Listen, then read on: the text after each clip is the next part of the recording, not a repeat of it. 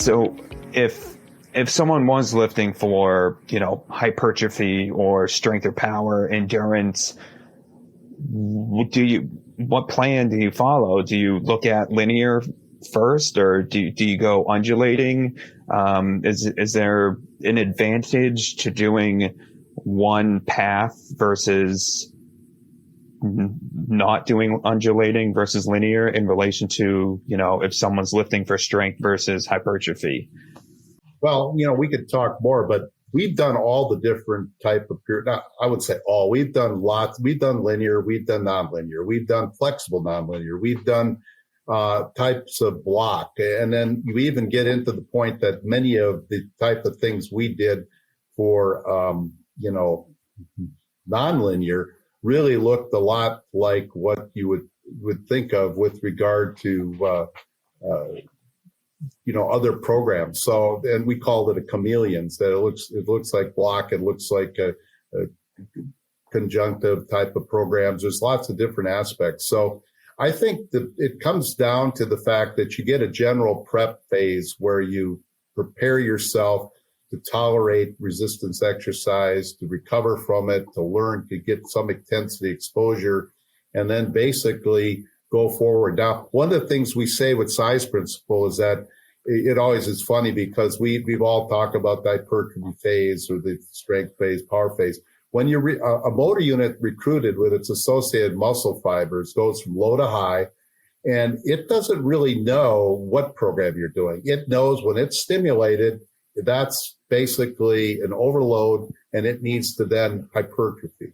So when you're doing heavy lifting, you're creating hypertrophy for those high threshold motor units that would not be recruited typically at the lower intensities. But again, if you look at my late friend, Dr. Gary Dudley, who was at the University of Georgia, he used to say that, when you get to the high threshold motor units, it's the big type 2 motor units that do all the power and the force, they don't like to be recruited. And that's why the amount of volume you use and the type of programs you do for strength and power are very different than what you do in the commonality to get the majority. And then you got to realize that as an athlete and an individual, it depends upon, your major muscles, like quads, the back, and certain muscles that have a bigger array. Everybody has a different content of motor units. Not everybody is what we call twitchy, has a lot of fast twitch type 2 motor units. Then, and basically, the average person is up in the range of 50-50 or 60-40, 40-60. And you look at elite athletes, they're really twitchy. They're a little higher with the fast twitch motor units, and they have the speed, power, and the mesomorphic body types and this type of thing. So I think what happens is that you have to start in a program and progress toward your goals, as you mentioned.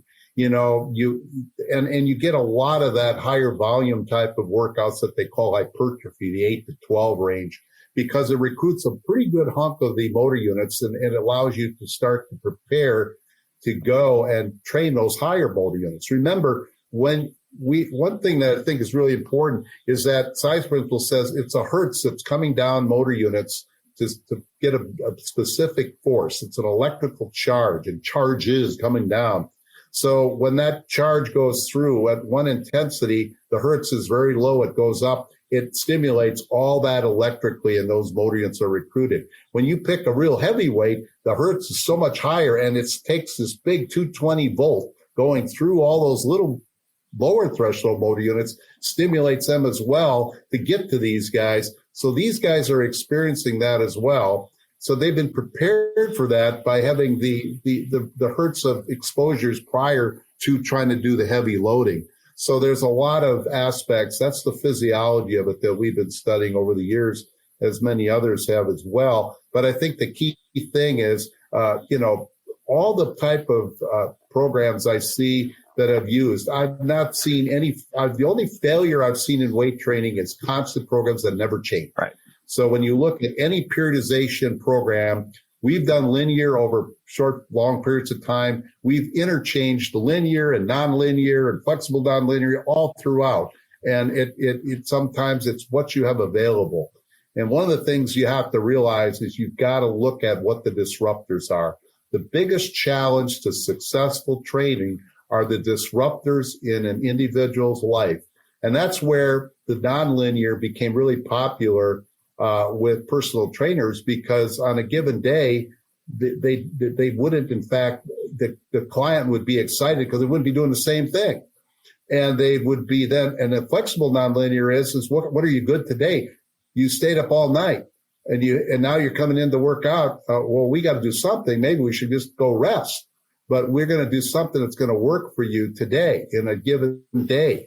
And that's where the nonlinear with the different days of training, a lot of times they were sequential. Flexible nonlinear says, well, what's our plan of that mesocycle? What are we going to get good at here? And what can we do? What can you do today quality wise? Or you just need to rest and do a light cardio or something like that. We don't know. So these programs, it really comes back to the skills of the professional that's administering them and their interaction with that individual to really understand what they can accomplish and where they are and what the goal is over the different cycles of training, short and long term. So those are some points that need to be thought about.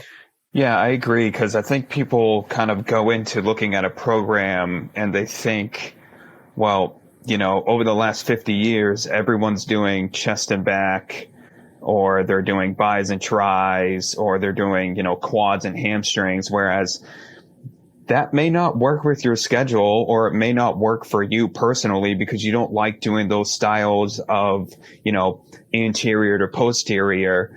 And you need to just figure out what works for you and then get really good at it and then do it for a long period of time while adjusting all these different variables that we talked about a little bit ago with the reps and the sets and the intensity, and progressively overload this over, at least 8 weeks, 12 weeks, and you just keep going.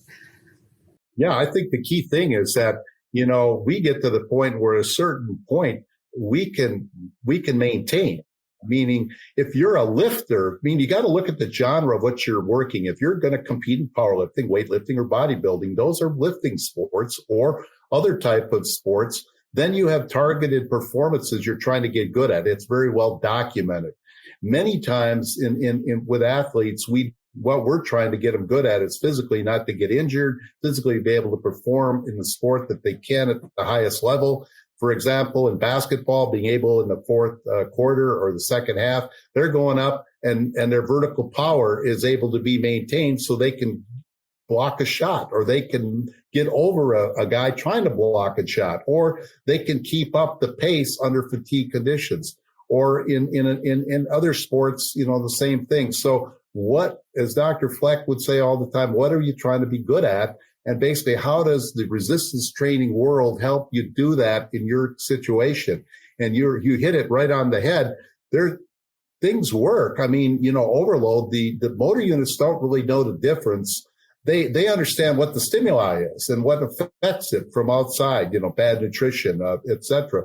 But in fact, it's really individualized relative to that program and that individual. And when you're dealing personal training, it's even more so, because if they hate doing it, you're not going to have the client for more than a week, Right. So the bottom line is you have to be able to respond to what their targeted goals are. And we know that things go up very quick, and there's a point where you maintain, in some aspects, unless you're in that competitive sport.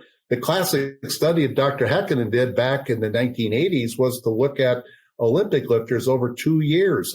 They train like crazy just to get a few kilogram increase in a lift. And it's the difference between making the team, making the medals, or whatever. So that's a whole different ballywick compared to other sports and personal training and the different aspects of what you're trying to get good at, what you need physiologically and anatomically to be healthy resilient, and basically perform well and recover well and prevent injury. That's one of the things that happens.